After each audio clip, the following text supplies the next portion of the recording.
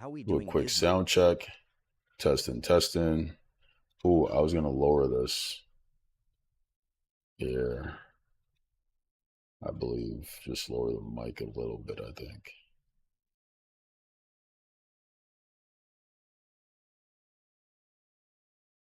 Okay, guys, so welcome to Reaction Tuesday. Like I said, a couple of people have dropped in saying it's been a long time. We're switching to a 3-day schedule, so I'm not going to be streaming every day anymore. I'm going to be on Sunday, Tuesday, and Thursday. I haven't updated that schedule anywhere, but I've talked about it, so that's the sort of new norm. And I think it's good. I think it's going to be a good shift, more sustainable for me personally, and add some breathing room for people to take time to consume and think about the things that we talk about.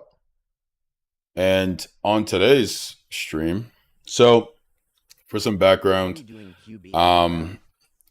as many of you know, there's this surge of independent journalism on social media happening to kind of fill this sort of gap where the mainstream media doesn't cover anything in any substantive way. They just sort of regurgitate corporate and US propaganda.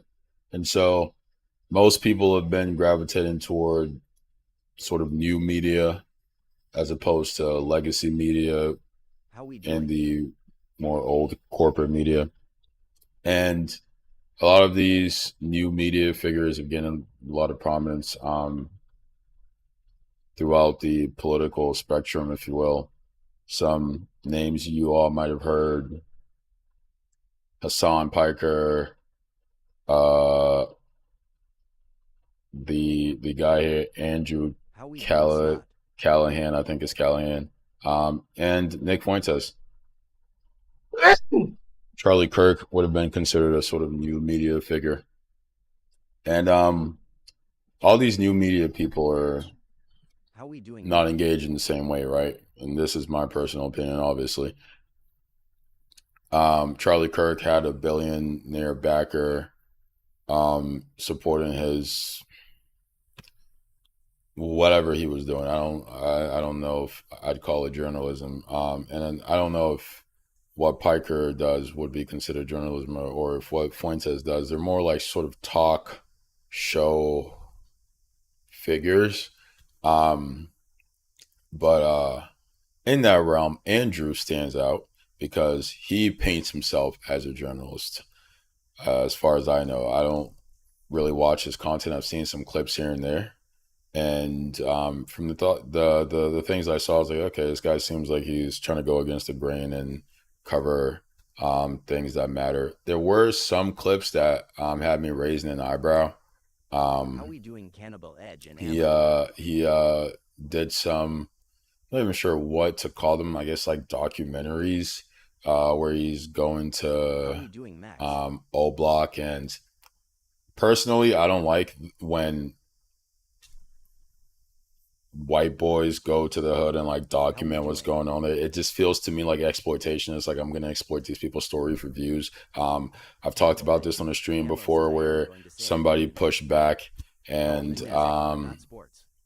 where someone pushed back and said, oh, well, they're just telling the people's story, and like how else are they supposed to get their story told them? Like, I don't know if these people particularly care about the plight folks in that situation are facing. I think they're doing it for views because America romanticizes.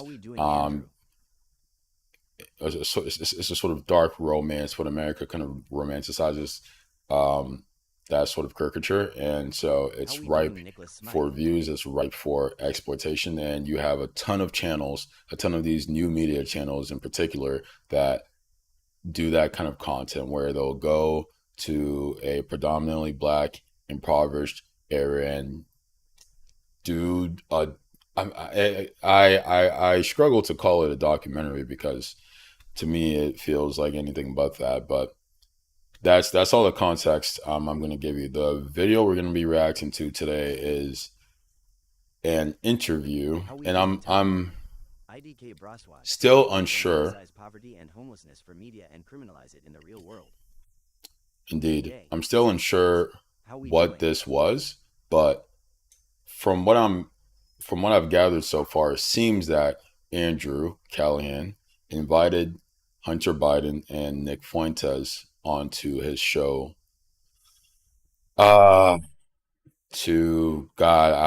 really don't know. The title says Nick Fuentes interview featuring Hunter Biden. And so from the title, you would think that Andrew is interviewing Nick Fuentes and Hunter Biden is also there to interview him. It's all really confusing. My take is what Andrew just said. This reads to me as an absolute grift. And it's disappointing because I thought this guy was building something that could be a force for sort of bringing people into greater awareness of the social and political situation. But it seems he's in it to get clicks. He's in it to gain media prominence and money, and it's just another grift. People will push back against that because typically folks who consume this stuff fall in love with the figure, and they're more here to be entertained than anything else. They don't actually give a damn about educating themselves around the social and political situation. And when you look at the comments in this clip, everything people are talking about are all around the entertainment factor of it, because that's all it is. But we'll watch it. This is going to be a long one. We'll probably be here for like 3 hours because the interview itself is incredibly long, and I'm going to be pausing to do commentary. And so I see it being almost twice the time. So buckle in, get a snack, get some water, and without further ado, let's get started. I haven't watched the full interview. I've seen clips. I scrubbed through it. So this will be the first time I'm doing that. And let's see what this is all about, man. All right. Change this display capture here. Take my filters off.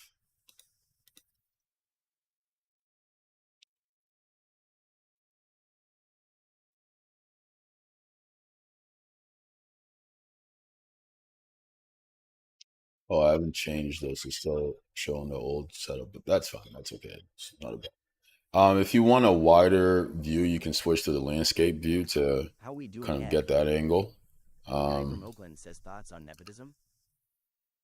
Thoughts on nepotism. It's one of the evils of our society. It's one of the ways by which we hoard and concentrate wealth and power. I think it brings society down, but I'm going to try and stay focused on the content at hand. So let's watch and buckle in. Asked me, why are you a Nazi? Inclusion has been our greatest strength. Diversity has been our greatest strength. White people do feel like we are being boxed out. A 26-year-old white kid doesn't feel like he has access because he's been canceled, and the problem is black people. I didn't say the problem's black people. Well, you just did, Nick. You just said the problem is crime. And well, my my stream was just restricted. There you go. On cue. Good job, TikTok. How we doing? We're gonna click the appeal button. We probably won't get the appeal, but whatever. You know how it goes with TikTok and this channel. Moving on. we know who's doing the crime in Chicago. Do you get what I'm saying? Yes. About the Holocaust thing? Oh, about that. We get to say whatever we want on the internet. We get to deny the Holocaust. As far as Jews are concerned in general, I think that everybody in the country should be treated with dignity and respect and have their civil rights. Wait, what do you think about somebody like Mamdani? Personally, I don't like him. Like, for example, on 4th of July, when he takes the opportunity to sit there with, let's be honest, not a single white person. This is kind of the intro to the video. Core to Donald Trump. No, I agree with you. Don Jr. got the largest loan ever given by the Department of Defense. Vance owes his entire political career career to Peter Thiel. Whichever firm is the one to develop ASI, that could confer dictatorial-like powers upon the CEO of that company. Everything that we think about the way in which we exist in the world completely changes. Increasingly with Uber, Airbnb, banking apps, you can't live your life without the tech platform. Everything that AI is built on is ours. That's what they're stealing from us. I want to find common ground of how much of a shithead Donald Trump is. We can get there, okay? I'm Pippin, and I'm a patient. Yeah, the ads are going to happen, so. I had whenever I caught wind that you wanted to find common ground of how much of a shithead Donald Trump is. We can get there, okay? How are we doing? The kind of first question that I had whenever I caught wind that you wanted to do an interview like this is, you know, why now? What made you want to sit down for this kind of interview? Well, I think it's an interesting conversation to have all of us here. And, you know, I think it's a moment in our country when there's a lot of realignment. You know, I think that people recognize, especially in the past couple of years, I'm like a non-conventional critic, maybe, of what's happening. And so I think it'll be an interesting, productive conversation. I think it'll be different. But I mean, specifically, because we kind of share a publicist, I heard that you wanted to kind of... Okay.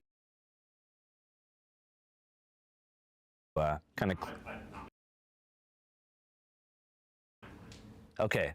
we have a publicist that you hit up, and you said that you wanted to talk to someone who would give you kind of a fair shot to like clear up some things and maybe some misconceptions about you and the things you believe. Absolutely. Yeah. Yeah, I think that.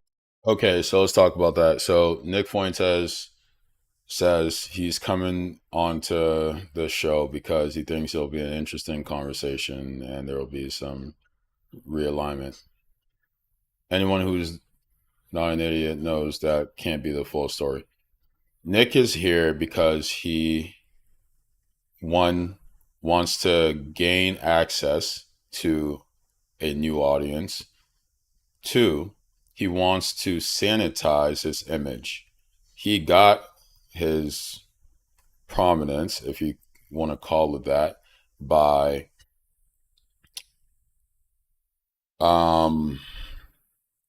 where do I even start?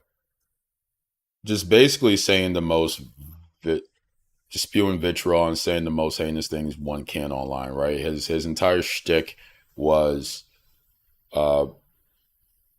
blaring out the N-word whenever he has the chance, saying women should be unable to have sort of the, access to the franchise. Women shouldn't be able to vote. They should stay at home.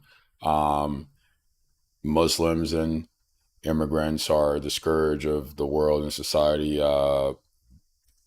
Black people are inferior and dangerous, and he believes in this sort of pseudoscience of race theory, this idea that there are racists, which is just anti-scientific, right? Like anyone who, again, is not a crazy person is aware of this. So he gained his prominence by just being this inflammatory far-right figure online. And he's going to take this opportunity, as he's been given more of a spotlight since Charlie Kirk's death.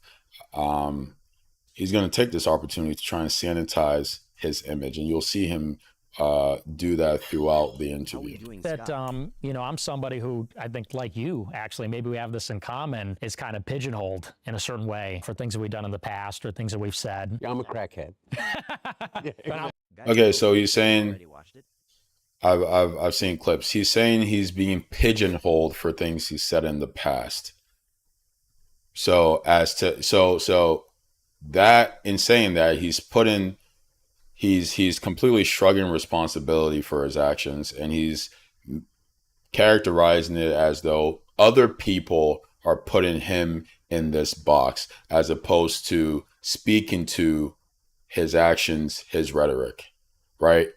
He will not take responsibility for all of the things that he said, the things that he continues to say, for him stoking hatred, propagating conspiracy theories, and generally being a grifter. But he won't take responsibility for that. Rather, other people are pigeonholing him. I'm racist, right? I got pigeonholed there. Mine is true. Yeah. Yeah. Well, mine's a little true. Maybe a little, no. But yeah, so I think it'd be good.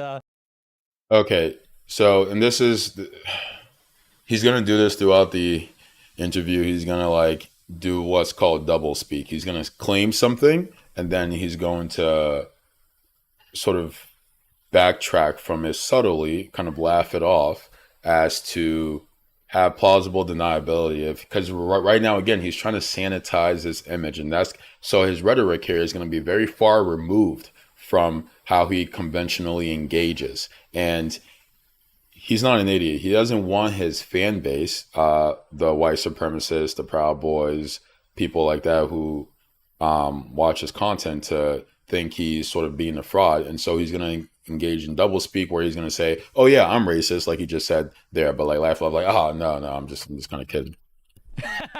Yeah, But I'm racist, right?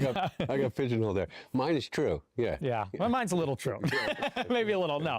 But yeah, so I think it'd be good to clear up some of the misrepresentations and put out something accurate. So what do you think is the most misrepresented thing about you? Well, I think really the whole image everybody has about me. You know, when you mentioned me, I think on a recent show, you said you want to ask me, why are you a Nazi? Yeah. And that's how everybody knows me. Everybody thinks of me as a white supremacist Nazi, and I don't think that's Because he perpetuates white supremacist myths, talking points, he advocates for Nazi like policies, you know, wanting to be rid of anyone who's not sort of white. This idea of like he won't say Aryan, but that kind of same concept. That's why, again, he's acting like it's not because of the things he said, but rather these other people are painting him like this when he literally talks about how much he loves Hitler and Hitler was a cool guy.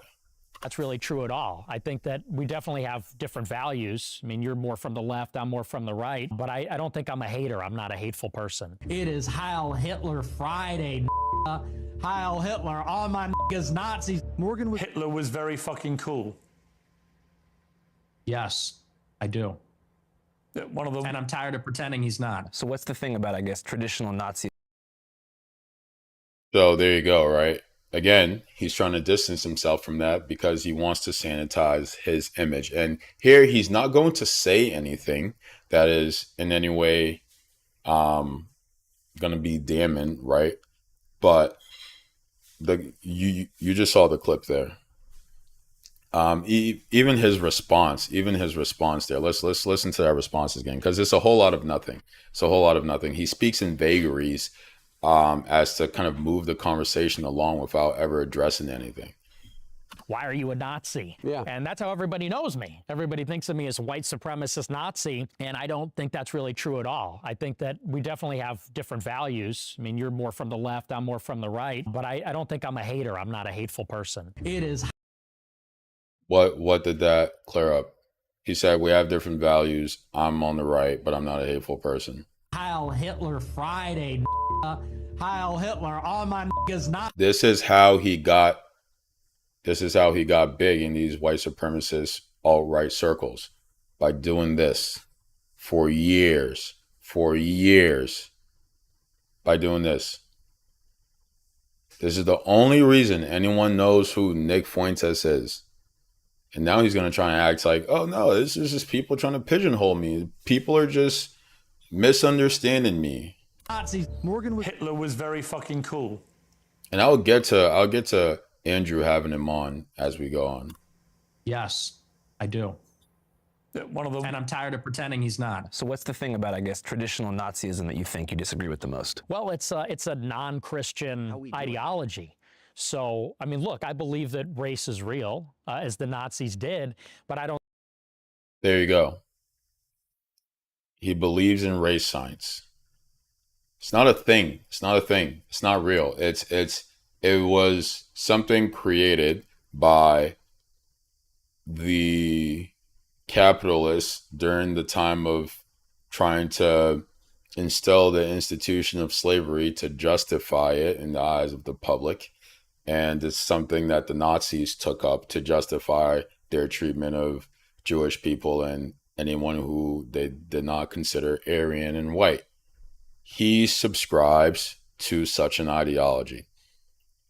He is a Nazi. what his sort of where he differs, I guess he's saying, is that the Nazis weren't Christian. He's a Christian white nationalist. He's a Nazi. He's a Nazi in all but name. And you hear him say it here. Oh, they're not Christian. And so that's where we diverge. If the only place you diverge with the Nazis is that they're not Christian, what are we talking about? What are we doing? I don't think it utterly defines a person. As a Christian, I think we're all created beings. I do believe there's such a thing as a universal human community. And so I think it's a cruel ideology. I've said this on my show, by the way, but I mean, that would maybe be the fundamental. So this is doublespeak. Again, this is doublespeak. He can't, he's speaking in contradictions. You can't believe in race science that says people who are not quote unquote white. Again, these are all social constructs. There's no such thing as white, such thing as black. There's only the consequences that the laws and institutions deal out to people who they've put in these racial categories. But he's saying in one breath that he believes in race science, which says those who are not white are inferior. And in another breath, he's saying, oh, I believe in human community and everyone is equal. This is classic doublespeak. It's classic doublespeak. He's waving to his alt-right audience where he gets on stage and says the most horrible things you can think of. And then he also, in the other breath, is trying to sanitize his image and say, oh, no, but I actually think everyone is human being and equal. Those two things cannot be true. Those two things cannot be true. And he's going to continue to do this throughout the interview. Did you always feel that way? Always, yeah, absolutely. So even whenever you were younger and stuff? I did, but you know, you got to recognize times have changed. 10 years ago, we had a totally different political world. The regulation and policing of speech, you know, what you would call wokeness, I think was at an all-time high when I got started as a very young man. What you would call wokeness? Yes. Yeah, exactly. Well, and I think, I mean, would you not say there were some excesses maybe in those days? Yeah, in those days, I don't even know how we got there. Like, there is no follow. Just Did you always feel that way? Always, yeah, absolutely. So even whenever you were younger and stuff? I did, but you know, you got to recognize times have changed. 10 years ago, we had a totally different political world. The regulation and policing of speech, you know, what you would call wokeness. He's always going to make it seem like anything that would hold him accountable is a result of something outside of himself. Anything that shines a spotlight on the harm of his rhetoric is something outside of himself. Well, it's the political climate and times have changed, and before there was suppression of speech. What that has to do with the things he says, I don't know, but he's trying to diffuse this line of questioning and move the conversation somewhere else, and they will always fall for it. As they do. They like take the bait where they're now going to move the conversation to wokeness and not holding his feet to the fire about his Nazi, white supremacist, Christian, white nationalist rhetoric. He wants to steer the conversation away from that because he cannot defend that as he's trying to sanitize his image with this interview. Time high when I got started as a very young man. What you would call wokeness? Yes. Yeah, exactly. Well, and I think, I mean, would you not say there were some excesses maybe in those days? Yeah, in those days, I wasn't doing too well, so I wasn't paying much attention. Anyway, I would love to hear, and I'm not asking you to like retract everything that you've ever said and all, or anything, but I said that I would love to talk to you because number one, I told you this, is that I think you're really smart. And I think that with that comes in. He's not really smart. He believes in myths and legends. He believes in white supremacy. That's categorically I mean, both can't be true. You can't just reject science. But you see this all the time where people, and because people are fucking idiots, treat this kid like he's some philosopher, some like thinker of the ages. He is not. He's regurgitating antiquated, racist, white nationalist talking points. That's all this is. That's all he's ever done. Sometimes you'll get into, like there's collusion at the high levels of society between these tech companies and Israel and this and that. And people are like, oh, he has some like sense of the economy. He must be a smart guy. Anyone who doesn't have their head in the sand is aware that, of course, the system is corrupt and the ultra wealthy and the oligarchs, the capitalists control everything. That's not some grand take. That's not some illuminating revelation. So why so many people have this sort of disposition toward them that says, yeah, you are a Nazi, but like you seem like a smart guy. He's socially, emotionally smart. He's really manipulative. As you're seeing here, as he again tries to steer the conversation away from things he cannot defend.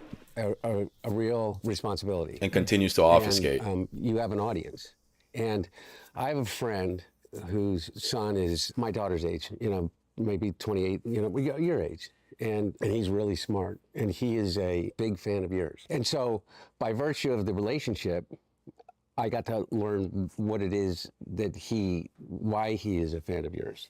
And none of it has to do with, I would hope you agree, like really egregious things that you've said in the past about the Holocaust or about, Do the Jews ever talk about the 100 million whites that died in World War II? Or do they just bitch and moan about the so-called 6 million Jews that died?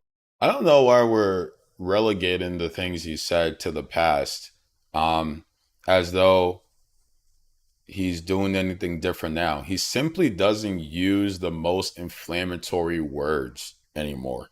He's taking the Charlie Kirk approach where he is taking this sort of respectability politics approach where the effect of my rhetoric is the same, but I stay away from those sort of trigger words. And this has been a conservative strategy forever, where the Confederacy and the white supremacists went from using explicitly racist language, referring to immigrants, black people as subhuman, and I mean they're kind of back to that, but using the N-word, things like that, to sort of obfuscate, and but with the same effect. And he's just doing that now because he realizes that he can gain more traction that way, and not have to only be on Rumble. And that's all this is. I don't know why this is like not obvious to anyone paying attention. Died. And so it's just nice to poke holes in it and say it's not 6 million. 6 million? I don't think so. And I don't even know. I think I've heard. Again, classic white supremacist shit. Oh, we deny the Holocaust because we're anti-Semitic and we hate Jewish people. And that's he just did that grift because he knew it would gain traction in these spaces, and that's exactly what's happened. Would you sense kind of rescind a lot of that? You concede that 6 million Jews died in the Holocaust. Possibly more. Possibly, we're discovering all the time. So it could maybe even be more than that. But would he agree? We're not discovering all the time. This is these are things that have been well documented for since it's happened. No one is still discovering what happened during the Holocaust. The world knows. The world knows. People like Nick Fuentes denies it. In that case right there where he's like, oh, well, we're discovering all the time. What do you mean we're discovering? That's what happens when you hold his feet to the fire and you stick with the line of questioning. He can't defend any of these things because they're completely made up and absurd. But they won't push here because that's not the point of this. The point of this is theater. With is kind of the anger about the situation that particularly your generation finds yourself in. I know that to be real. And I think that there, maybe my reasons for recognizing that anger as being legitimate and my targets are different than yours. I just wanted to hear from you. When you say you were canceled by the right in 2016. Yes. I almost felt like in preparing to meet you now is that your reaction to that was to just dig deeper and deeper into kind of the outsider, kind of radical, say anything for the purpose of generating, the attention to build an audience. Is that true? And it's not an accusation. I really mean it. I want this to be a conversation as much as possible. I mean, there's certainly some truth to that, but I think that might be overstating it a little bit, because I really got canceled by the right and the left. Yeah. And back in those days in 2017, you had these far-left journalists at Huffington Post, Right Wing Watch, ADL, SPL. There are no far left journalists in these institutions. The far left does not exist in any substantial way. America is extremely right wing. It's extremely right wing. The reason Nick Fuentes was not allowed into those circles is because he is engaged in the taboo that the right has realized will not it's not politically tenable. It's not politically tenable. It's the reason why the administration doesn't use this particular kind of rhetoric. They obfuscate. They use dog whistles, right? Instead of saying niggers in the inner city, they'll say people in the inner city, because they know it communicates to their audience the same thing, but they can't get away with the latter statement. And so they just shift the language a tad bit. And Fuentes didn't do that because he's trying to appeal to the lowest common denominator on the right, to the most extreme. And I don't even think it's fair to say the most extreme, because they believe the same things. The other ones just have less tact. See, and I really believe they were on a mission to find extremist rhetoric, the white nationalist, neo-Nazi boogeyman, all that kind of stuff. And they would look at someone like myself, 18, and if I was being serious. So, right? Him pointing out his age there is another way of him trying to give himself this out. Oh, I was young, right? I was just 18 years old. There are a lot of I work in a high school. I've worked in education a lot of my life. I am 2 years older than Nick. 18-year-olds don't simply engage like this, right? He's going to do it throughout the interview, where he attributes this rhetoric to, oh, well, I was just young and I was being edgy. Again, no accountability, no responsibility, trying to sanitize his image and distance himself away. And that's I'm going to sound like a broken record, because that's all he does here. And he's able to get away with it because these two don't push him in any substantial way. Serious or joking, things taken out of context. He was joking and things were taken out of context. They said this about Charlie Kirk. Charlie Kirk was taken out of context when he would literally go up there and say the most vile things. And you pull up a clip with it. Oh, it's taken out of context. They would clip it, post it, and they wanted me to be the villain. And I think they wanted a lot of people to be the villain. I think the left, in a way, kind of created this. We saw a clip of him saying the things he's being accused of, but it's not the harm of his rhetoric, but rather it's people trying to paint him as a villain. Climate where I think they pushed a lot of people farther to the right. No, by the way, that very well may be true, but you gave him a lot of ammunition. That's true. You know, I mean, I hope that some of those things that you said in the past are not things that you believed in, and that are you meant just to engender like a really radical kind of response. And this is why I question why Hunter Biden is here. What would it matter? What would it matter if he didn't believe it or not? What would it matter if his goal was to simply gain an audience from the most radical circles? What would it matter? Why is that an out? Oh, you didn't actually mean it. You were only saying that because you wanted to gain prominence in these spaces. And that's supposed to be better? What you're describing is a grift, and it's a vile grift, the most vile grift. And that's supposed to be better? That's supposed to absolve him? What are we talking about? What are we talking about? I mean, is that true or not? Well, you know, again, I think that back in those days, you could not say anything. In 2017, Back in those days, you can't say anything. Now he's gonna make it seem like, oh, because there was this cancel culture, that's why I thought it was necessary to be a Nazi and put this out in the airwaves. 2018, cancel culture was so in overdrive. Any joke, any edgelording, anything like that, they would first. That's his first time invoking edgelording. This idea that, or for him at least, he's saying, well, I wasn't really being serious. I was just being edgy.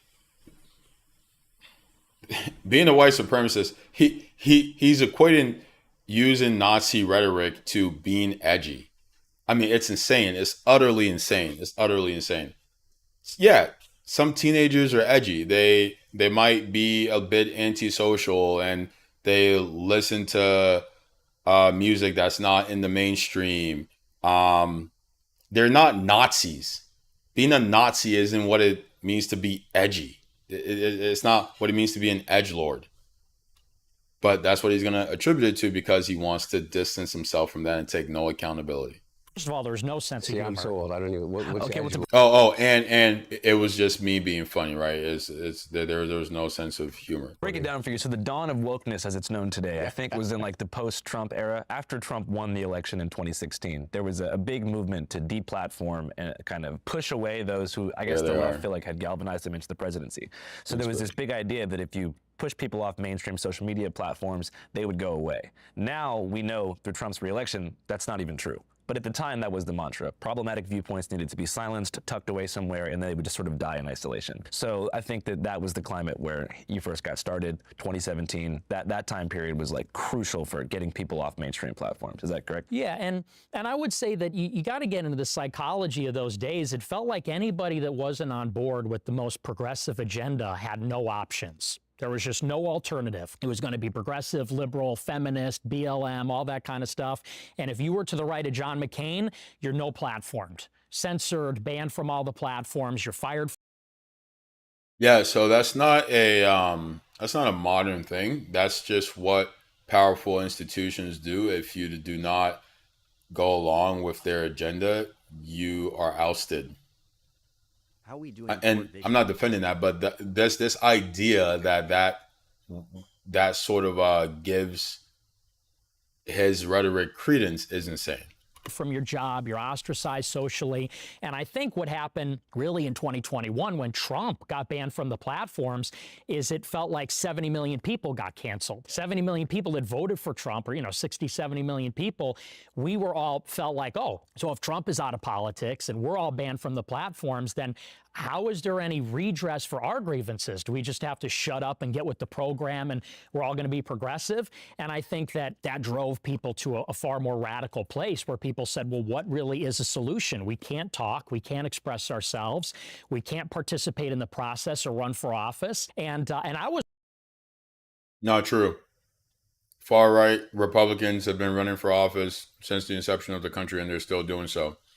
And this is my issue with this line, this sort of mode of thinking. I don't really know what to call it, but How are we doing one half?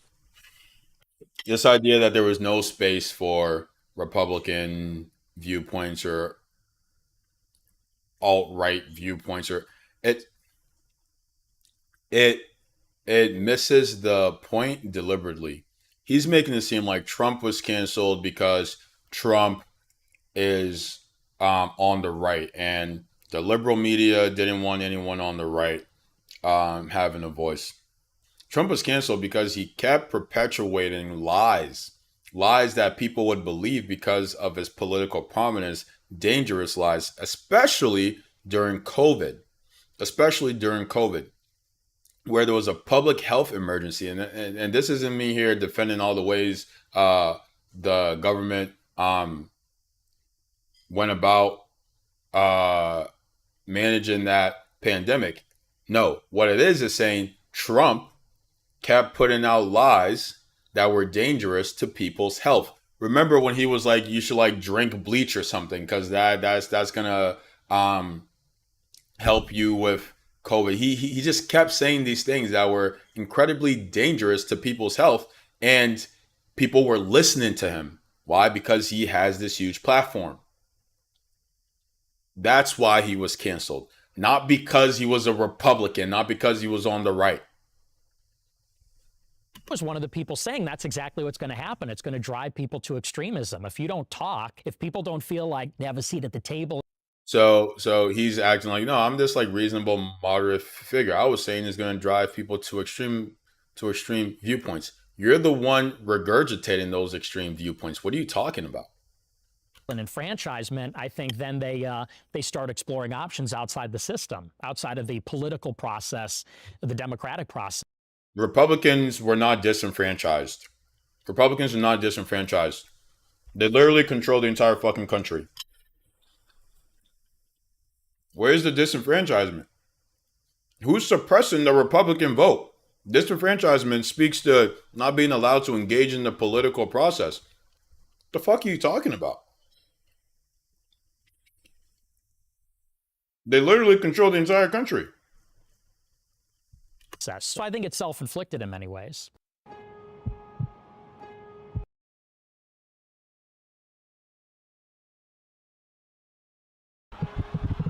So you feel like after the mass deplatforming in 2021, whenever people on the right got pushed to platforms like Parler, Gab, Rumble, etc., the lack of discourse and like the political singularity of those platforms created more extremism? Absolutely, absolutely. Because look, you take Trump off of Twitter, Facebook, Instagram, YouTube, and I predicted this in 21. I said, watch, you're going to see alternative social media rise because some venture. I would interview him.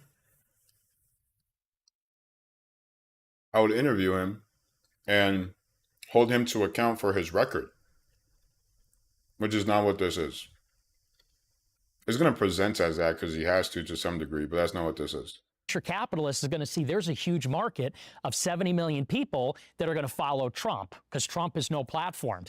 And that's exactly what happened. Rumble blew up, Elon bought Twitter, and what happened when you had total free speech on these platforms? Well, Twitter now resembles 4chan. And now, there's no gatekeepers. And I think it did push people in a radical direction. And honestly, people are even blowing past me. Now there's like mainstream normie types that are even blowing past me in terms of how radical they are. People start saying things like, there's no political solution, there's going to be a civil war, we need a revolution. And I think that's because the message from the left. So which is it, Nick? Is it that people were pushed into far right circles, and are some of those people? He's trying to frame it as though, again, he's taking away accountability. He's trying to frame it as though the external factors push people to the right, as though he was not involved in that, as though he was not perpetuating those insane lies and myths, those racist Nazi lies and myths, as though he wasn't one of the major actors in that, but rather, the system is pushing people to the right. Was you're crushed. You have no options. You can't win. There's no alternative. Trump is going to be indicted and charged and can't run. You can't be on Twitter. You can't have a job. And so people started to say, okay, well, we still exist. We're still here. We still have these concerns. What do we do now? And then people start to say, well, we need a revolution. And I'm one of the only people saying, no, we should still engage in the process and talk with each other. And it's not all one-sided. I think there's problems on the left and the right, but I certainly think it takes two to tango. Okay, so there, we agree. I think that there are problems on the left and the right, and I don't disagree with some of the things that you just said. I guess I just came to a different conclusion that there are some things that people should be deplatformed for. Not that they can't say it where they want to say it, but I think that it's a right of anybody. Okay, top three things. What do you think? There's a difference between being able to say that you're proud of your white heritage and also being just a flat-out racist. I think that there's a difference between saying you're proud of. There's no such thing as white heritage. There's no such thing as black heritage. Race is a social construct that has its creation within the Portuguese Empire when they first moved to do the transatlantic slave trade. And it was expanded by the American colonists to keep the institution of slavery together. There's no such thing as white identity or black identity. No one in Europe, before these ideas were made prominent by these holders of capital to protect the institution of slavery, no one considered themselves white. It wasn't a thing. It wasn't a thing. They considered themselves whatever by whatever nationality or ethnic group that they were in. Even within these nations, people did not identify with one another. So there's no white heritage. There's no black heritage. That's a social construct. And it's a very modern one for the purposes I just described. Of your Christian heritage and the white culture from what you come from. This is a Nazi. Channel 5 interviewed him, and one of his acolytes, his supplicants, his followers, got up there and said, you know, maybe Nick Fuentes will be the next Fuhrer. So if somebody who is of that way of thinking is looking at you and saying you'll be the next Fuhrer, and now you're claiming that, oh, no. It's not that I was doing anything, but it was the system pushing people to the right. Your rhetoric is also pushing people to the right as you engage in these myths and white supremacist talking points. And Nazis, or that you adopt the Nazism as a legitimate ideology. I think that there's a difference between saying that you disagree with the United States policy as it relates to Israel and saying that the Holocaust didn't exist. I was like, Mom, Dad, Hitler was awesome. Hitler was right. And the Holocaust didn't happen. And my parents were like, we cannot believe. Those would be top three things in my mind. I know that you believe that some people took you out of context, and I do agree. Look, on both the right and the left, there are these gatekeepers, 100%. And look at me, the mainstream press just destroyed me for 7 years without any real kind of reflection about what they were doing. I do think that, you know, some of those things are legitimate reasons to say, you know, we don't want you on our, you know, on our commercial platform. Would you agree with that? I mean, you just said, for instance, people calling for a, like an armed revolution, like people calling for actual violence. You're opposed to. Oh, absolutely. Yeah. I'm against violence, Yeah. and I do think those are one of the legitimate things that should be taken from the platform. You know, there's a lot of the stuff on social media I don't agree with, but again, you know. Okay. He has to say he's against violence because no one can say, yeah, I'm pro-violence. That's political suicide. Here's the trick. One does not need to explicitly advocate for violence. How we doing one half? To engage in a rhetoric that will lead to violence. If you say things that paints members of the population as especially dangerous, especially undeserving, as innately harmful, as these sort of undeserving others, these people bringing down society, you will have folks who interpret that as justification for violence. No one, again, that is politically aware is confused about this. He is not confused about this. One does not need to explicitly call for violence to engage in rhetoric that will most certainly lead to violence. And they will never explicitly call for violence because that is political suicide. What started to happen is there was this like editorial. So this idea that is the line is absurd. Censorship where certain ideas were banned, and they just, it was such a broad brush and also totally opaque and ad hoc. You'd be on YouTube. Yeah, so this idea that certain ideas are banned, yeah, I mean, you can't get out there and just spew absolute lies. Race science is a lie. It's not real. It's not real. And the very core of it is extremely dangerous and harmful because it says that people are subhuman. and deserve domination and enslavement. That's what it is. That is an innately violent rhetoric. So you do not need to explicitly call for violence when you are engaging in race science, because the very core of the rhetoric itself that you are engaging in is violent. And we know this because we've seen it. Everything about history tells us. But he's, well, people are calling for civil war, and I'm not calling for civil war. I just think black people and Jews and anyone who's not white is inferior and undeserving, much like the Nazis did, but I'm not violent. That's violent. That's violent. That's violent. That's genocidal rhetoric. One does not need to explicitly call for violence. Like I was, for example, they banned me for life and didn't even give me a reason. Not a specific quote, not a specific infraction. And so you don't know what the rules are. You don't know what the process is. They just take you down. And especially now when everything is digital, that's not just the social platforms, it's the other ones like Uber, Airbnb, whatever. It feels like you're being denied almost something like a civil right, because the social platforms are the modern public square. Increasingly with Uber,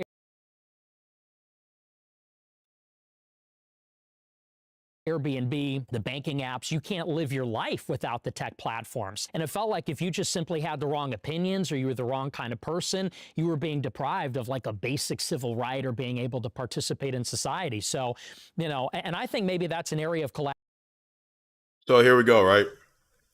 He's so concerned about people being deprived of civil rights, yet he advocates for people being deprived of civil rights. Obviously, he only cares that these things negatively impacted him. But his entire platform is advocating for people to be denied of civil rights.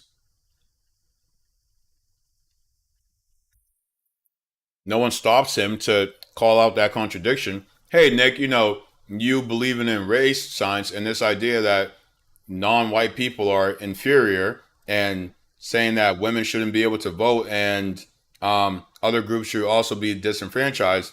Is that not also denying people civil rights? And given the size of your platform, do you not find that to be contradictory with what you're saying now and inconsistent? Maybe ask that question. But no, we just let him continue with the BS. Collaboration where we recognize maybe it is a civil right to use the digital platforms, but here are the rules. Here's what you can say. Here's what you can't say. Here's the process. Maybe there's a reconciliation mechanism. But I mean, the censorship was just out of control. I don't think anyone disagrees there's a reasonable limit, though. Yeah, no, I guess what I'm saying is that I don't see that as a result of left-wing or right-wing ideology. I view that kind of level of deplatforming. Look, I was debanked. I was debanked before I was ever even charged with anything. I lost every bank account. It took me, 9 months once they, the Trump administration, said that they were starting an investigation into me to be able to actually get a bank account again. And I don't want to tell you the bank because tomorrow they may debank me again. But my point is, he was debanked for suspicions of fraud. Fuentes was debanked because these institutions didn't want to be associated with a Nazi, because that's bad for business. How are we doing? is that those people are incredibly identifiable. I've been talking and going around, and I say things like, I don't think we are nearly as divided as they're telling us we are. Sometimes people have this idea that if something has the same outcome, then that means it is the same thing. Not so. The context that led to that outcome matters. JJ Drew W says it paid him to know that Wednesday. Because I do believe that there are an identifiable group of people that are responsible for an enormous amount of the discord and division because they make money off of it. I think that these social media companies that are controlled by, 3, 4, 5... Nick Fuentes engages in the discord and division. Individuals have made it clear that they only care about one thing. They only care about how much money they can produce for themselves and, the people that hold stocks. Is there censorship? Is there censorship on these platforms? Of course. I literally complain about it every fucking day that I stream. Is there censorship? Of course. What is being censored and why? There are tons of things being censored. All these things are not being censored for the same reason. The context matters. Being censored for speaking against capital domination of society, making it impossible for democracy to operate, and exploiting working class people, being censored for speaking against the Zionist state, the ongoing genocide, the US's role in it, is something different than being censored for being a Nazi. Those are not the same things. The outcome might be the same, but it doesn't mean they're the same things. But he's trying to make it seem like, no, I was being censored because I'm like speaking the truth. Degree where we know for certain that they're driving teenage girls to the highest levels of suicide by a factor, like exponential factors, directly related to the content that they're being pushed, and they won't do anything about it. Right. And so, to the same degree, I think they, a lot of what you call wokeness was maybe an illegitimate, but a financial decision based on a lot of these Corporate psyop, maybe. corporate psyop. Thank you. I mean, by the way, exactly. The corporations are not woke. Corporations don't have ideological leanings. If there's anything corporations believe in, it's profit. They do whatever they think is going to make them the most money. If they ever appear to be left-leaning or quote-unquote woke, whatever the fuck that means, it's because they've calculated that will make their brand have a better public perception. In their lobbying practices, the policies they advocate for is extremely right-wing. It's greater expansion of capital, subsidies to capital, deregulation for capital, and less worker protections. That's what they care about. There's no ideological leaning. In fact, they're extremely right-wing because all those things are more aligned with right-wing ideology. No, I mean, I just wanted to back up real quick. So you talked about certain people going too far. About 2.5 months ago, I visited a whites-only community in Hardy, Arkansas. And I don't know why. I guess coming from like a more like left-wing place, I'm from Seattle. I kind as a company. of assumed there was like a united front on the right for some reason. So I'm out there, I'm chilling with these dudes. They're like sword fighting, having barbecues. Overall, it was a good time for them. I had a hard time connecting with them. I don't agree with them, but it's all good. I was having fun for a couple days. And then like right as I was there, I guess you had hit them up on X or something and said like, hey, I don't want to associate with you guys. What happened there? Well, that was really more of a personal disagreement with the guy that founded it. Yeah. But I do think it's an interesting project, and it's interesting that got so much pushback, this whites-only community, because you know what? If you go to a lot Couple days. And then like right as I was there, I guess you had hit them up on X or something and said like, hey, I don't want to associate. So the reason he said he doesn't want to associate with them is because they were naming him as a Führer-like figure, as a Hitler-like figure. Is that by accident? That the Nazis are like, oh, Nick Fuentes is our leader? How do we think that happens? How do we think that happens? Oh, because he's being funny. Because he's saying jokes. Because he's against cancel culture. That's why the fucking Nazis love him so much.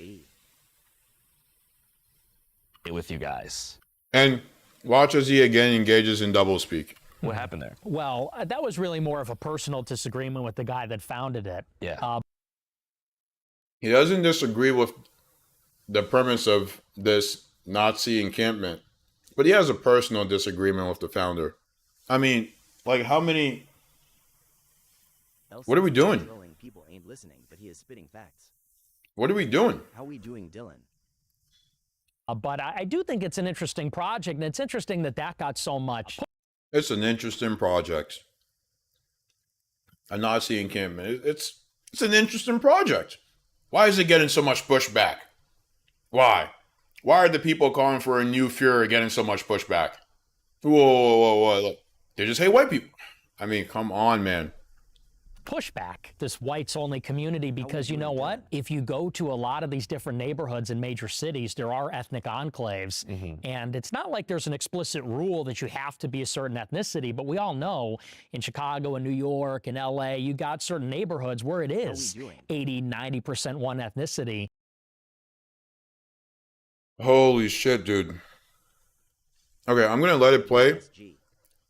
What's up, brother? I'm going to let it play and see what Andrew says to this, because holy shit. Yeah. And I think there's a lot of white people that say we kind of want something similar. I don't think there's anything. Nick, Okay, let's back up. If you want to talk about the histories of, New York and Chicago, I feel like that was also a conscious decision that was made like after the Civil Rights Act. Blacks only. It's in Cabrini Green, where Mayor Daley made everybody that was black live in the Cabrini Green. I mean, it's not, that wasn't by choice. It's not by choice that these ethnic enclaves are 80 or 90%, whatever that ethnicity is. It's because that's the only place in which they had an opportunity to live unbothered, or where they were told that they had to live because of the historical fact that they could not move into other neighborhoods. You could not move into parts of South Chicago without, being stoned.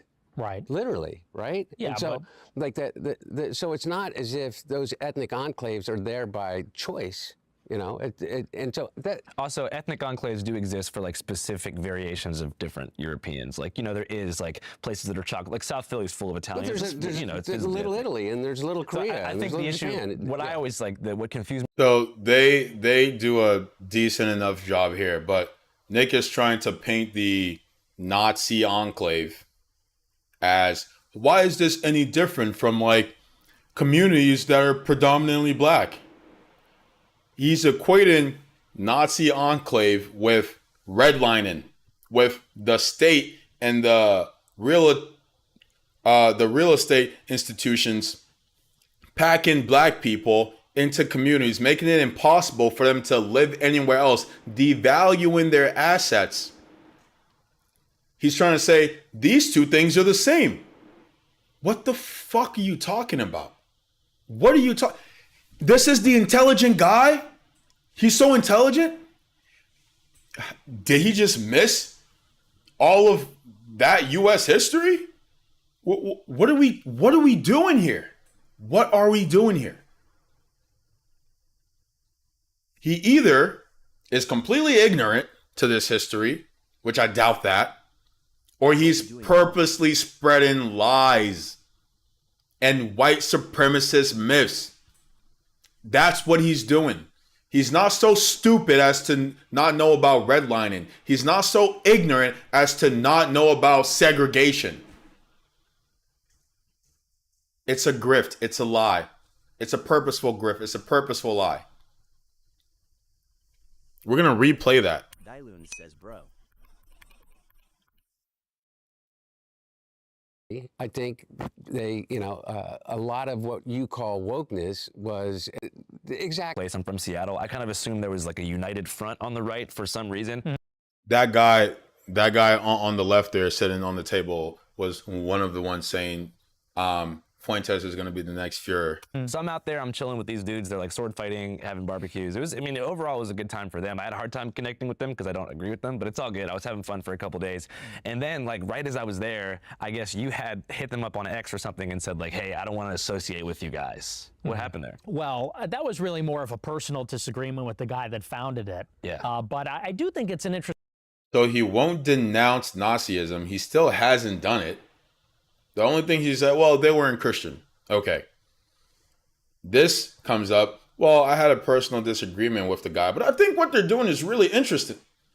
Why are we platforming a Nazi?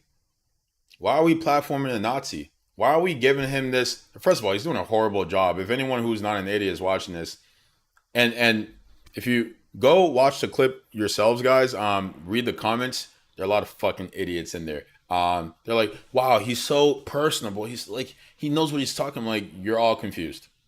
interesting project, and it's interesting that that got so much pushback, this whites-only community, because you know what? If you go to a lot of these different neighborhoods in major cities, there are ethnic enclaves, and it's not like there's an explicit rule that you have to be a certain ethnicity, but we all know in Chicago and New York and LA, you got certain neighborhoods where it is 80, 90% one ethnicity. Yeah. And I think there's a lot of white people that say we kind of want something similar. I don't think. First of all, there are. I mean, what the fuck do we do? Y'all ever seen a predominantly white town? You ever been to the suburbs? This is the intelligent guy? What are we doing? He's a fucking clown. He's a clown. Just because he says racist, extremist shit, and he has those fucking ghouls feeling like they're onto something, doesn't mean he's saying anything of anything worth fucking listening to. He's a fucking clown. Just because he puts on his suit and pulls some obscure terms out doesn't mean he's intelligent. He spews white supremacist myths. He rejects basic science. He doesn't know a goddamn thing about American history, apparently, because redlining is fucking news to him. What are we talking? Now he's like, white people want communities that are predominantly white. How come only the blacks get that? What the fuck are you talking about? What are you talking about? What's going on? What's going on, people? Wake up. Snap out of it. Stop the clown show. What are we doing?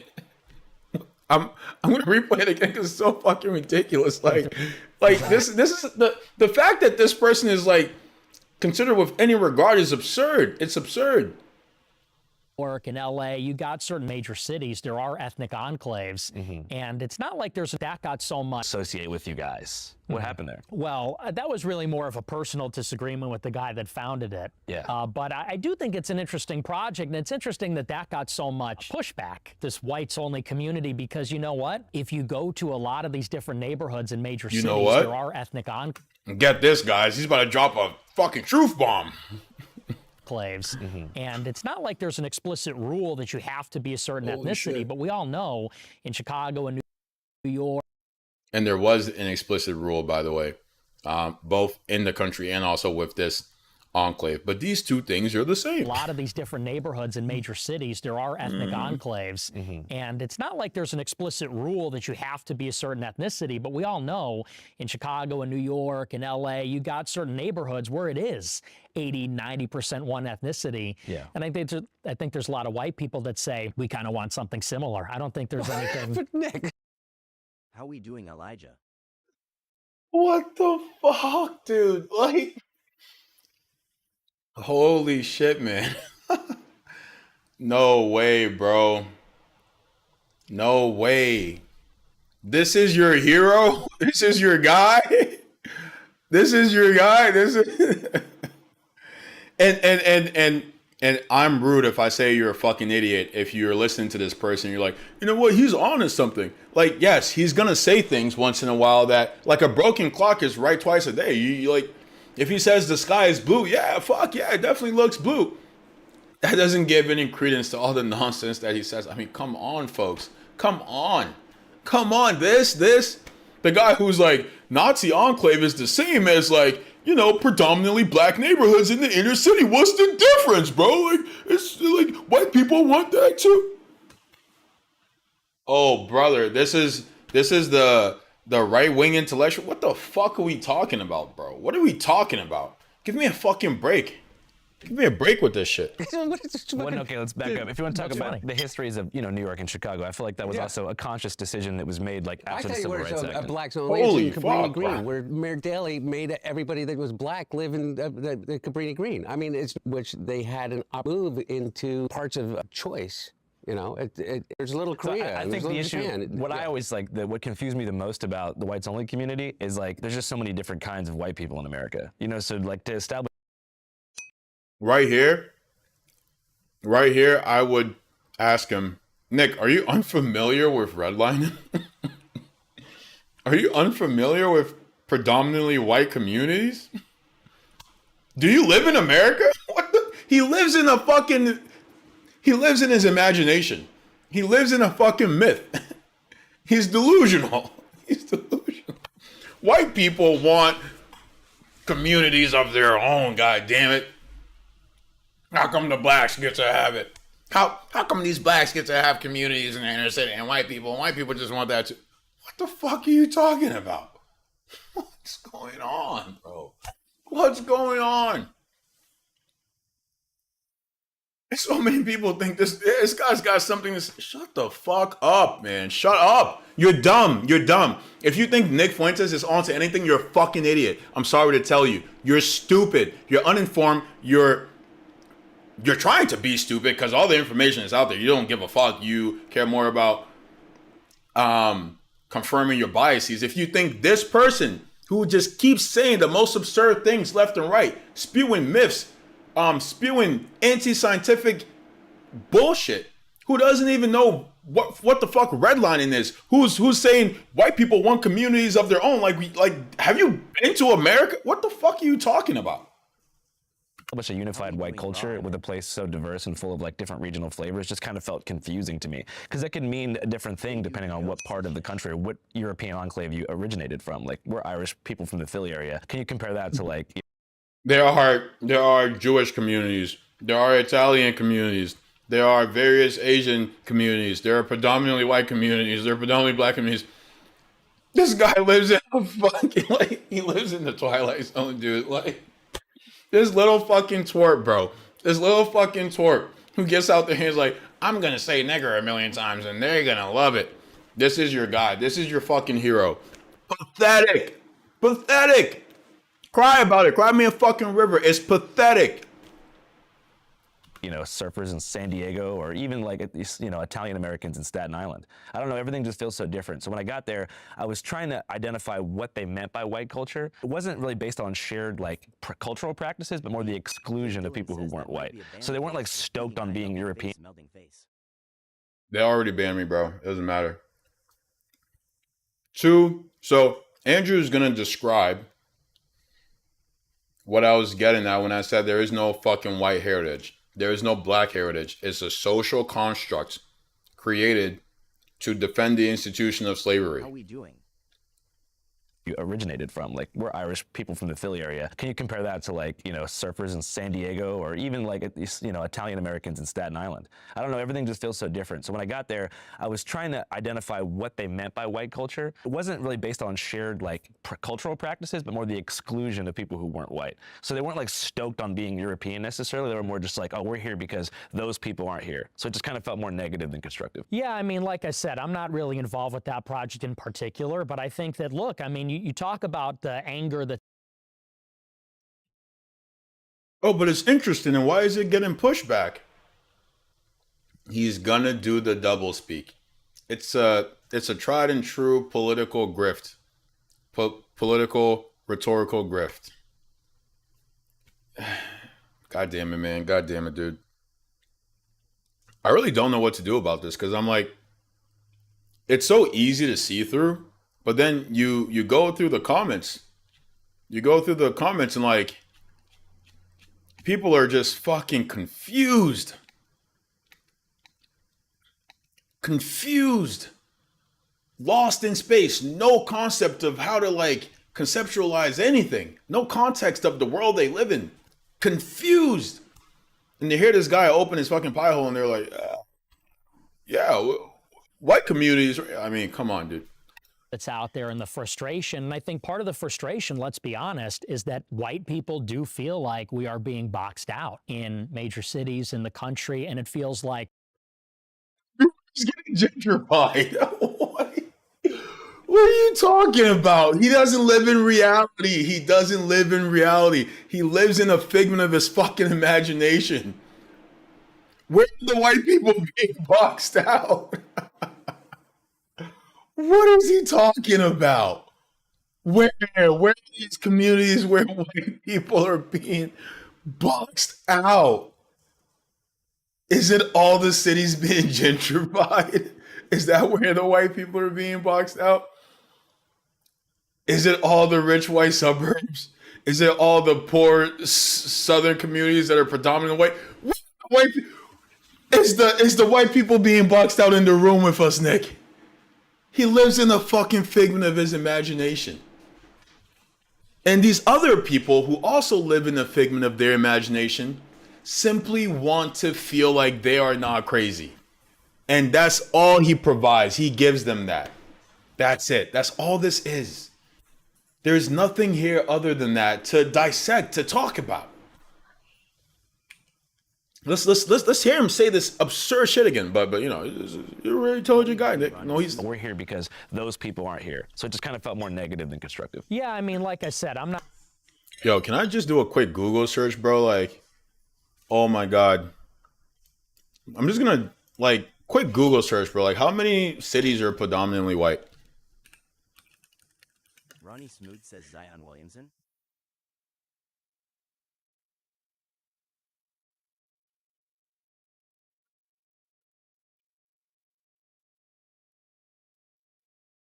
This guy lives in a.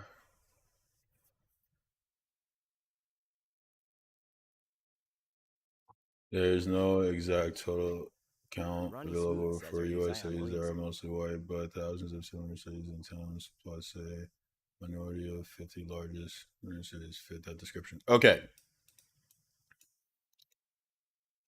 It's like the simplest Google search you could ever fucking imagine, right? Okay. And it says, yeah, there are no, there's not like particular numbers. I'm not.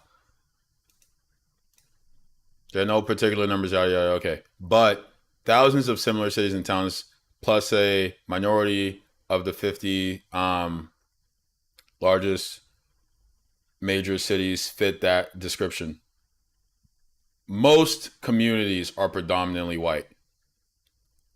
How are we doing? Not only are most communities and cities predominantly white, but more places are like 95% white than places that are not. The things he's saying don't fucking exist. It's not real. It's not real. What else can I say? What else can I say?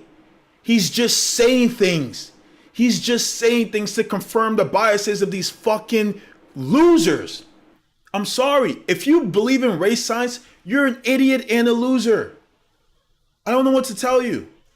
What do you want from it? It's not real. It's not real. I don't care how much you feel it. It's not real. It doesn't exist.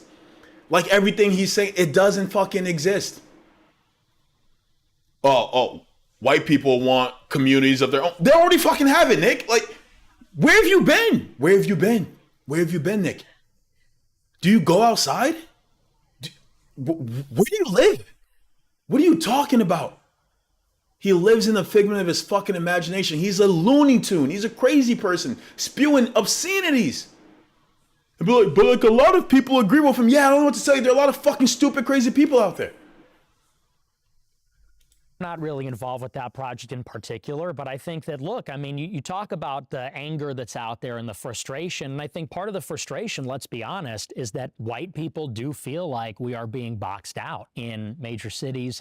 Do people feel like that? Yes. When he says white people as though like the demographic feels like that, that's not fucking true. Again, he's making it up. The people he talks to feel like that because they live in fucking Looney Tuneville. You talk about the anger that's out there and the frustration, and I think part of the frustration, let's be honest, is that white people do feel like we are being boxed out in major cities in the country, and it feels like, look, there's a little Haiti, and there's various ethnic enclaves where you get that local culture, and they do their... There's a little Haiti. Oh, brother. Like chat. Somebody, bro. Like. Notice how the example he gives is little Haiti. How many of you have been to a little Haiti? What the fuck is he talking about? Might a place like that exist in the country? Maybe, sure.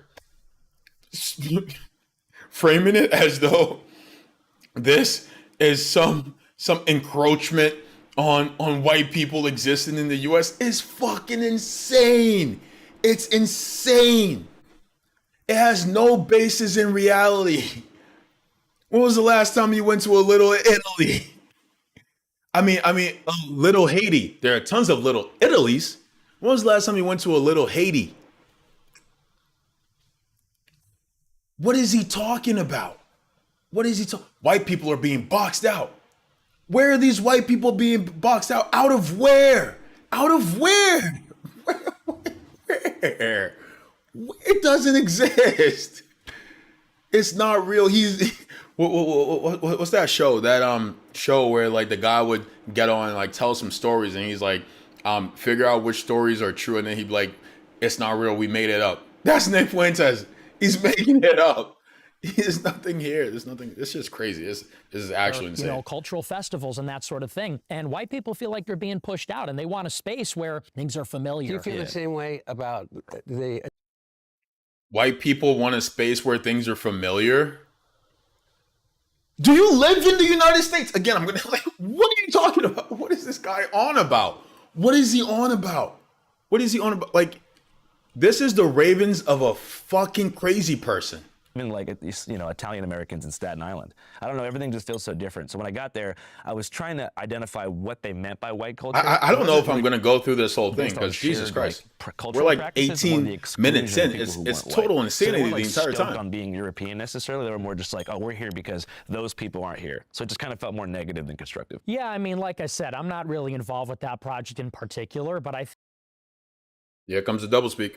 think that, look, I mean, you talk about the anger that's out there and the frustration, and I think part of the frustration, let's be honest, is that white people do feel like we are being boxed out in major cities in the country, and it feels like, look, there's a little Haiti, and there's these various ethnic enclaves where you get that local culture, and they do their, you know, cultural festivals and that sort of thing, and white people feel like they're being pushed out, and they want a space where things are familiar. Do you feel the same way about the Italian festival that happens in every city? Well, here's a good example. So, or St. Patrick's Day? Well, you know, there's no Irish neighborhood in Chicago. Little Italy. Sure there is. I mean, there's some remnant in Bridgeport. Yeah. And, it's important to note that, like, and I'm not trying to get into like a shouting match here, but like, you know, as a family who did, coming from a family who did leave Philadelphia in the 60s because of black migration from the South after the Civil Rights Act was passed, there was a sort of like mass flight of white people into the suburbs, and that kind of led to a homogenization of different cultures because they rushed so fast to build these like identical strip mall suburbs that it was very hard to maintain cultural bonds that made different European and white neighborhoods unique around like the 1950s and before. So I feel like the mass suburbanization is also a big factor that led to those like cultural bonds breaking. Yeah, but why did that happen? I mean, a lot of the suburbanization is because of the race riots in the 1960s. People moved out because of the violence. You know, my grandfather was in the National Guard. Nope, this is a lie. This is another lie. People moved out because of racism. People moved out because of racism. The country is racist. Oh my God. Oh, George, how could you say that? How could you say that? Are you saying we're bad people? No, I'm not saying you're bad people. But that is the reality. And he's talking about fucking Levittown. Let's do another Google search since history is a foreign concept. Jesus Christ, brother. Holy shit, dude. This is such a shit show. Oh.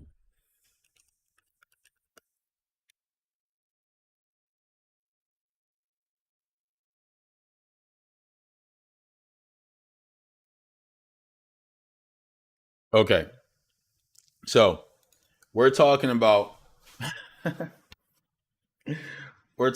after World War II, when the New Deal is passed, and there's all this federal funding going to these real estate ventures, and what's the name of the guy?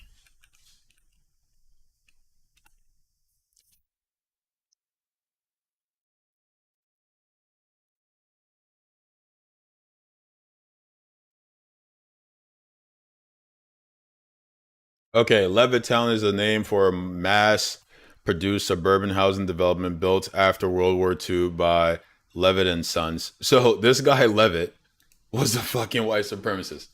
He worked with the federal government to ensure that no one who wasn't white could move to those towns. Okay, so not only did people who weren't white, they were excluded from the New Deal. That's one. They were excluded from housing. That's two.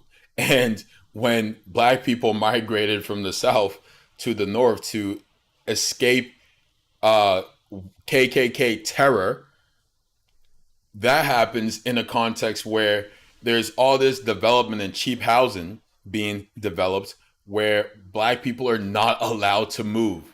And everyone is fucking racist. This is the 1920s, guy. This is the 1930s, 1940s.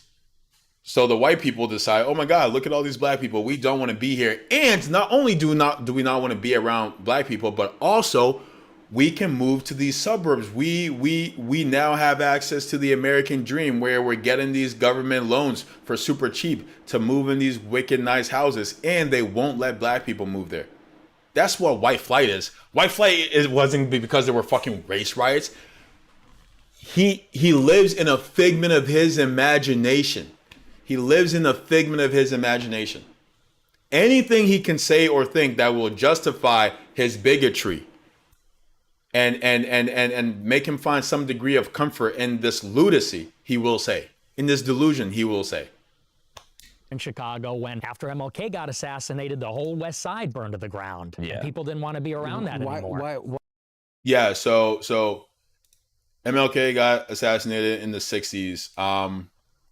White flight started in the 1910s, 1915, all the way up to 1990. So this idea that it was because of race riots that happened at the end of the 60s is fucking insane. It's just, it's ahistorical. It has no basis in reality. But people are not familiar with American history. Americans are not familiar with American history. So when he gets up there and he says these things, people have no fucking context. They have no context to place it. They're confused. And so the job of the journalist in this case is to be informed. Is to be informed about these things. So when he spews these lies, you can refute them. You can press him on them. That's not happening here. But hey, what are you going to do? Why were the riots? MLK Jr. was assassinated. Yeah. Yeah. And so does that justify burning down We're not going to address the complete leap in chronology here, where we just went from like the 30s all the way up. Like we just beat past 60 years. I mean, 30 years, 30 to 40 years. And I wonder what was going to... No. The context doesn't matter. Context doesn't matter. The figment of my imagination. That's what's important.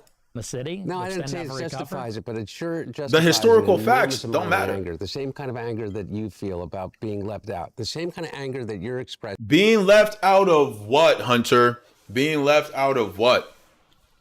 And I'm going to give Hunter Biden less shit here because he's not a fucking journalist. Andrew paints himself as such and is doing a shit job. Seeing right now about the idea that you're culturally irrelevant, that you don't have a place in society. Imagine if you were a 26-year-old black man in 1968 and saw... White people are culturally irrelevant? What are we talking about? Turn on the TV, chat. Turn on the fucking TV. Turn on the TV. Fucking go on YouTube. Look at your homepage. Go on anything. Turn on, fucking scroll to the next Twitch, the next Kick, the next YouTube. God damn, look at the fucking video we're watching. White people are culturally relevant. What the fuck is he talking about? What is he talking about? Nothing he says has any basis in reality. None of his grievances have any basis in reality. White people are being pushed out. White people are becoming culturally irrelevant. There's no space for white people. What the fuck are you talking about? We want white-only communities. Leave your house for a second, Nick. You'll find them. I'm surrounded by them. Most people are. That is the vast majority of the country. What world do you live in? All your hero be assassinated. Oh, and I nothing be saw done about it. Trump get shot in the ear, and Did he? and I saw Charlie Kirk get shot, and I didn't see any cities get burned down. It's funny how I that think works. it's a very, very, very different thing. I think How it's is that different? absolutely Charlie different Kirk thing. got shot in the neck. Yeah. This is the thing conservatives have been trying to run with. Charlie Kirk is our MLK. What the fuck? First of all, Charlie Kirk and MLK are not in the same stratosphere. That's one. So let's just move on from that fucking nonsense. Two, the person who killed Charlie Kirk. You know what? I'm not even gonna go there, bro. Because is the person who killed Charlie Kirk did not kill him because Charlie Kirk was fighting for the liberation of people oppressed by the very fucking laws, the explicit laws of the fucking society. What are we talking? What are we talking about? What's going on? Why do we have to humor this? Why do we have to act like this person doesn't belong in a fucking straitjacket? I'm not gonna do that. I'm not gonna do that. I don't care how much he believes it. I don't care how much he's in his feelings about it. I don't give a fuck. It doesn't make sense. It has no basis in reality. It's ahistorical. It's unscientific. It's a fucking delusion. And liberals celebrated all over social media by Tyler Robinson. Yeah, who is what? Who is some liberal guy. He is? Mm-hmm. What? He's got a transgender boyfriend. So that makes him liberal? Because he's transgender? Because he's gay? Well, because he's got a transgender boyfriend, yeah, I think so. It makes him liberal. I think he was liberal, yeah. Okay. Well, he didn't come from a liberal family. He didn't come from a liberal enclave. He didn't come from a liberal background. He's not a minority. He was a Mormon, correct? Mm-hmm. And grew up in a Mormon household. And he went to a largely Mormon college. Mm-hmm. And he ended up committing an act of violence, according to the FBI and the authorities in Utah that charged him. How does that in any way compare to what we're talking about? I'm not justifying the violence that occurred after the death of Martin Luther King, but you're saying that that person, this Tyler, whoever his name is was as disenfranchised as the African American community in 1968 in inner cities? Well, the question is who we want to live around. I'm not living around blacks. Sorry, I want white kids, and I don't want my white kids bringing home black people to marry. And in the 1960s, the West Side burns down. We don't want to live around that. We don't want to live around a city that's burning down. That's not when the West Side happened. He's stressed, bro. He's stressed. Big response to it, absolutely. He's stressed. He's like, look, this kid is a clown. 100% not. Absolutely. You make these historical connections that don't exist. They don't exist. Part of it was potentially, but before that, what Mayor Daley did is made Chicago the most segregated city in the entire United States, other than Boston. When you would come from the South to Chicago. Boston is extremely segregated to this day. They don't like to talk about that. That's why they packed Jaylen Brown up.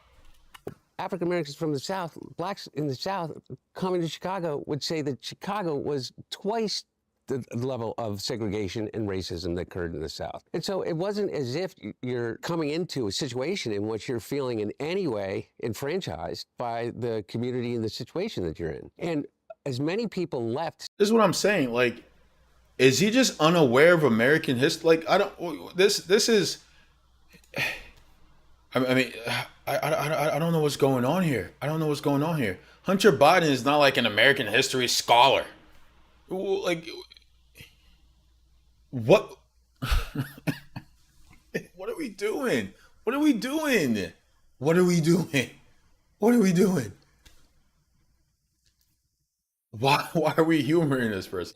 Simply because of the idea that someone was black moving into their neighborhood as the violence that occurred after the assassination of Martin Luther King. So the numbers actually, pre-1968, when King was shot, you had more people leave the city because of the desegregation, because of the 1964 Civil Rights Act, than you did after the riots. I think that's just not true. I think that white flight occurred. Yeah, he's just gonna reject reality.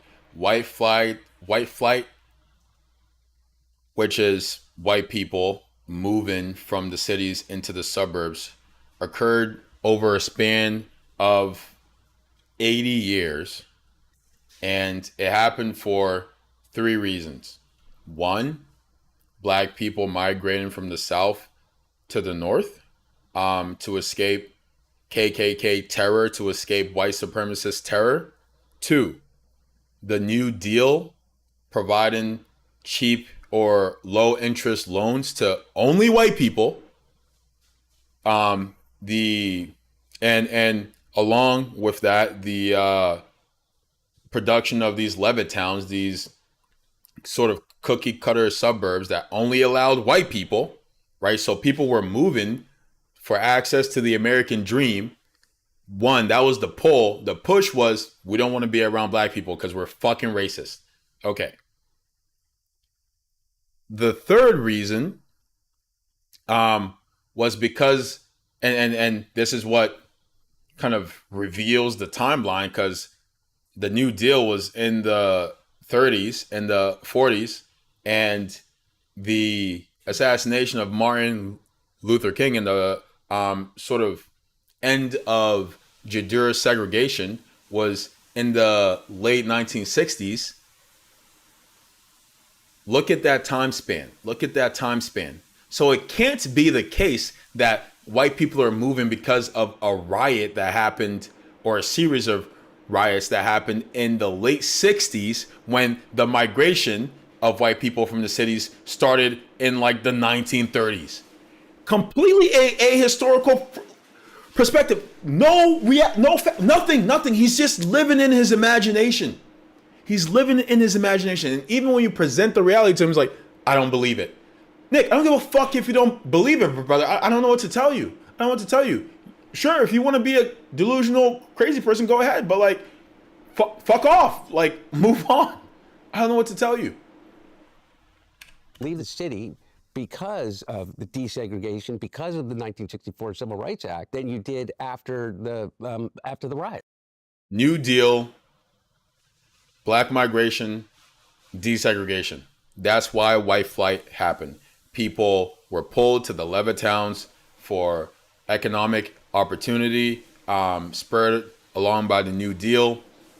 They didn't want to live around black people with the migration of black people trying to escape from the South, and more people left because of desegregation, again, because they fear that black people would be in their communities because they were fucking racist. And of course they were. It was segregated America. Politicians got on the news and spewed N-word this and N-word that, and like, we gotta keep the blacks over there, and we love, so like what do you think happens in that context? I mean, fucking come on, dude.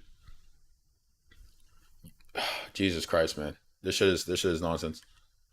I think that's just not true. I think that the race riots were a huge driver of white flight to the suburbs. I think it's just dishonest to say that's not the case. Okay. But it's not the case. It's not the case. Because again, white flight happened over a period of 80 years. The riots after Martin Luther King died happened within a span of like 9 months. And then white people were still moving out. So what are you talking about, Nick? What are we doing? What are we doing? What are we doing? And this is a simple, guys, it's a simple Google search. I just looked it up right here. You can do it yourself. You can do it yourself. Nothing he's saying has any basis in reality. And it's not some like big like brain academic. You can just fucking couple words. Just type in Levittowns in Google. type in when did white flight take place? Nick doesn't have a phone. Nick doesn't have a phone. You don't even have to go to a primary source, bro. You can go to fucking Wikipedia. Like, what are we talking about? Nothing he's saying has any basis in reality. A fucking high schooler, a 9th grader could refute everything he's saying with a quick Google search. And that's what tells you the people who listen to him, who believe the things he's saying, do not give a fuck about truth. They don't give a fuck about reality. They don't care about anything but confirming their bias. That's all they care about. That's all they care about. That's why they listen to him. That's it. That's all that's happening here. And there will be another person to take his place. And there are countless others running the same grift.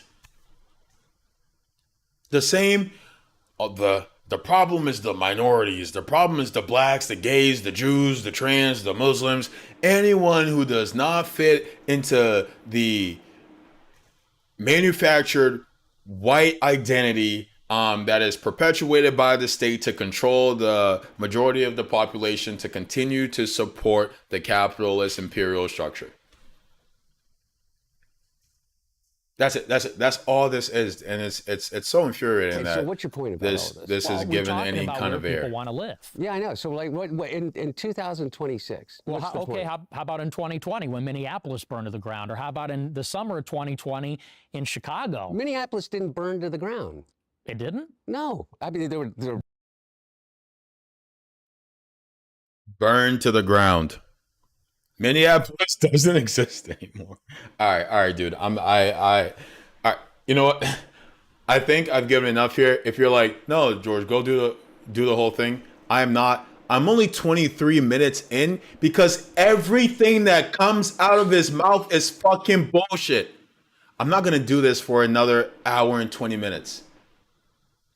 If people don't have the context that I think I've done enough here. I think I've done enough. If you want to go watch it, Nick Fuentes interview featuring Hunter Biden. You can find it yourself.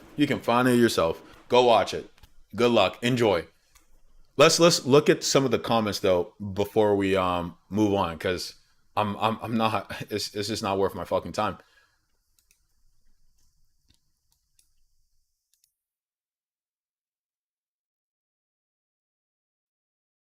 And this is part of why I don't do reactions as much, but I do think that it's important for me to dissect some of these things that, how many people have seen this? 4.1 million people.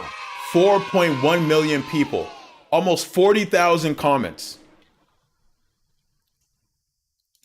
Let's read some of these comments, guys. Let's go through. I just want to move it and make sure people can actually see everything. Because my screen capture makes it difficult sometimes. Jesus Christ, dude. It's a fucking shit show. Let's read some of these comments. So I commented, but that doesn't matter. Okay. Actually, no. Let's read my comment and then we can read the response to it. This is disappointing and reads that spectacle. A PR job for a fascist. He presented a sanitized and this is a sanitized version of him. All of the white supremacist shit that he's said in the last 23 minutes is a sanitized version of what he usually does. So that gives you an idea of the shit that's coming out of this clown's mouth. Okay. Sanitized version of himself here and shrugged off the harm of his rhetoric with little pushback. He engages in doublespeak and contradicts himself left and right with no pushback. Okay. What exactly did he say that makes you think he's a fascist? This is what I'm saying. The general public are just no fucking clue. No clue. This person presumably watched all 146 minutes of this thing and asked the question, what exactly did he say that makes you think he's a fascist? This is what we're dealing with.